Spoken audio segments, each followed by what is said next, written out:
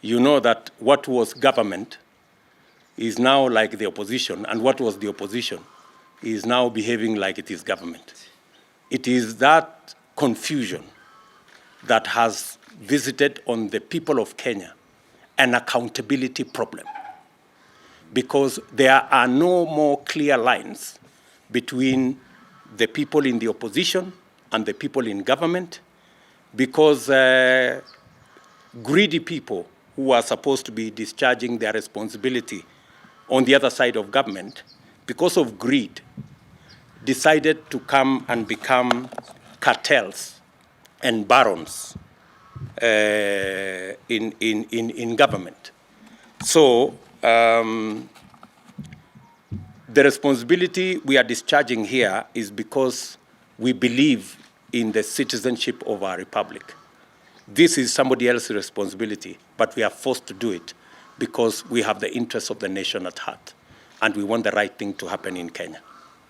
We would have chosen to keep quiet, but the crisis in Kenya cannot allow us to keep quiet. Fuel prices are unprecedented and are not due to ordinary market responses to global crude oil price dynamics. Our problem is cruder and more local.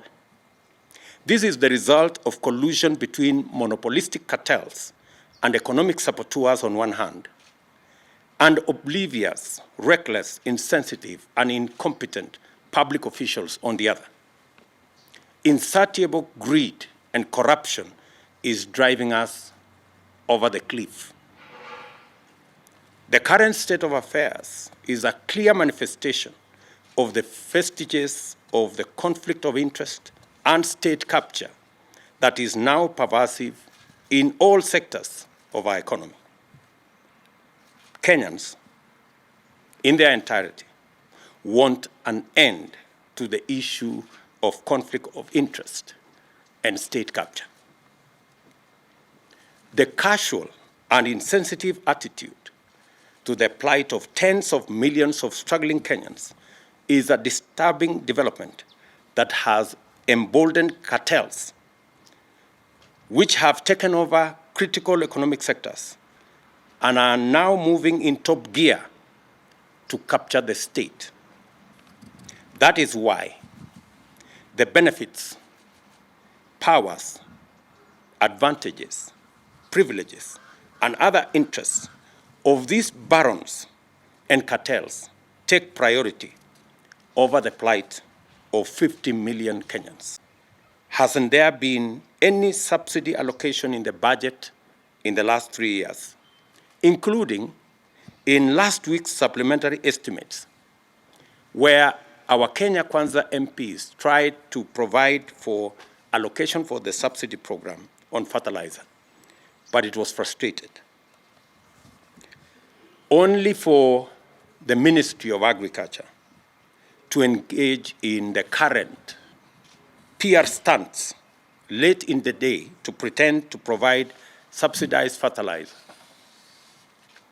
We understand that the ministry is all over the place trying to launch some subsidized fertilizer program. This is not only ridiculous, but absurd.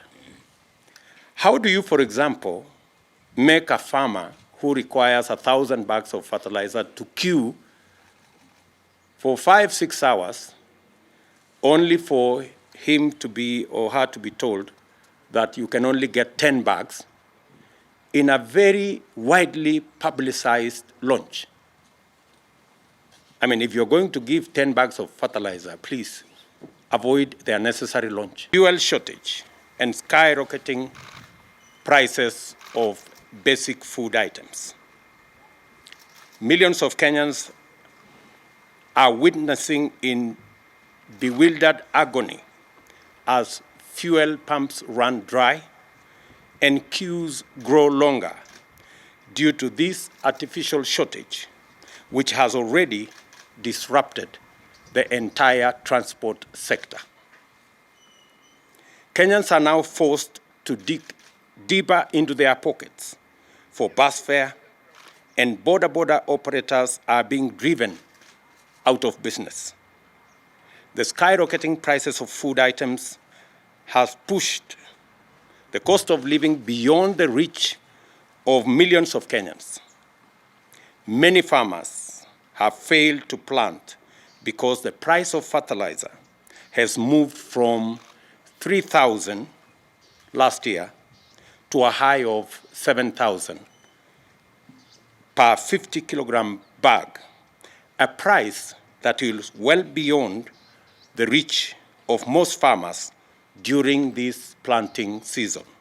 The people telling us about Ukraine and Russia are also telling us that there is no shortage of fuel.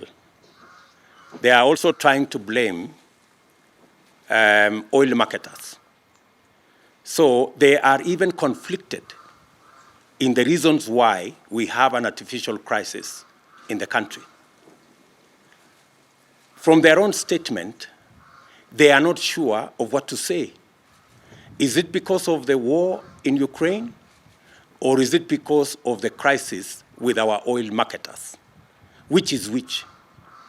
And that goes to tell you that this crisis is orchestrated, and it is as a result of the cartels and barons who have taken over, using conflict of interest and state capture in our economy. I mean, a straight answer would be, how come that fuel in Uganda is cheaper than fuel in Kenya? So, and yet the fuel being sold in Uganda goes through Kenya. That tells you that that kind of explanation is escapist and has no basis whatsoever. We should address ourselves to the crisis that is there in the country and the monopolies that have taken our fuel and economic sector captive. You know that what was government is now like the opposition, and what was the opposition is now behaving like it is government.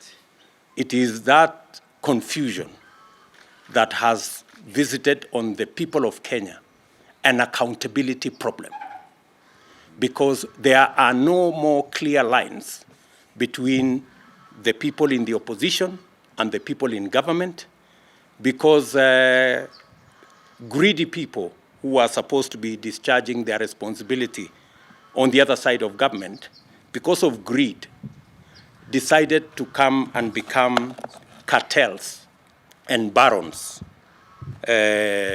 in government. So the responsibility we are discharging here is because we believe in the citizenship of our republic. This is somebody else's responsibility, but we are forced to do it because we have the interests of the nation at heart, and we want the right thing to happen in Kenya. We would have chosen to keep quiet, but the crisis in Kenya cannot allow us to keep quiet.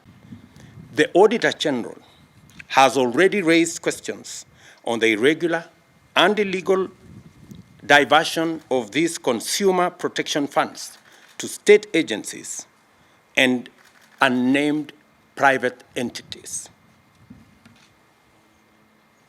She has also decried abuse on the petroleum import system in favor of some preferred and politically connected oil marketers deliberately depriving Kenyans of the subsidy mechanism. Can the Treasury also confirm or deny that the diversion of funds has been used in debt servicing and infrastructure development without the approval of the National Assembly?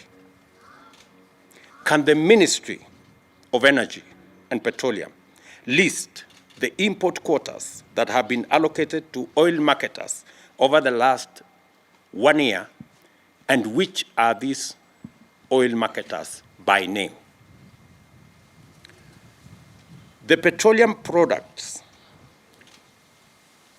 that is Tax and Levies Amendment Bill of 2021, whose passage has been frustrated in Parliament, should be processed, and all the roadblocks and back and forth between the different departments of government be removed so that this bill can be passed as a matter of national emergency. For the record, this bill seeks to reduce the huge levies on petroleum products. That is the reason why our prices in Kenya are beyond the international prices, including prices in our neighboring countries.